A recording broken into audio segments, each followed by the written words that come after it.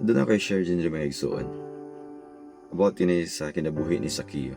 Kani si Sakio, ko tax collector ni siya, mubo kay nga tao. Nakadungog siya nga si Jesus, muadto silang lugar. Sa diyang si Jesus niabot na sa Jericho, ay isa ka tao nga ganan og Sakio nga tigkubra og buhis. Naninghuha siya nga makita niya ni Jesus. Bidagan siya sa daghang nga tao, misaka siya sa kahoy nga si Kumuro. Naninghuha siya nga makita si Jesus. Ato nga time nakita siya ni Jesus, gingnan siya nga, Sakio kanaog diha.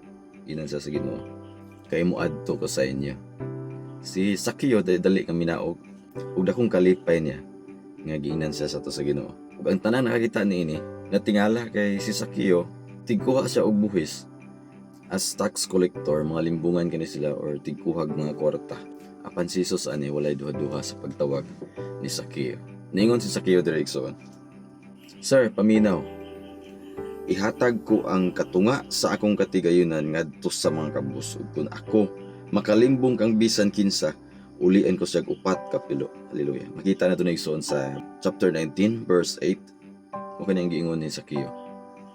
Og si Jesus miingon kaniya, karong adlaw miabot ang kaluwasan ining balaya, kay kining tawhana kaliwat usab ni Abraham, kay mianhi ang anak sa tao aron pagpangita ug pagluwas sa nawala. Hallelujah. Nindot kay mensahe direksyon. Makita na to ang si Sakio sa kamakasala. Ingon diri sa mga tao sa verse 7. Ang tanan nga kita niini nagbagulbol kining tawhana na misita sa balay sa usa ka makasala. Nagbagulbol ang mga tao igsoon. Paminaw nila is kaning tawhana dili angay adtuon ni Jesus kay makasala. Din paminaw sa atong mga tawhana sila ang righteous, dapat sila unta ang duolon sa Ginoo. Apan si Jesus ni duol ni Sakio nga usa ka makasala. Ang pinakanindot igsoon ang tubag ni Sakio nga ibalik niya upat ka pilo sa mga tao nga nakuhaan niya og kwarta o nalimbungan niya. Hallelujah. Nindot kay ang heart ni Sakio direksyon. Makita na to siya nga aduna say heart of willingness, heart nga madinawaton sa Ginoo, madinawaton sa pulong sa Ginoo. Mura bag gilukmay ang iyang kasing-kasing dihang nakita niya si Jesus. Inana igsuon no. Ang kaluwasan sa Dios ang gitanyag diri kanato pinaagi ni Jesus. Wala kani pili igsuon.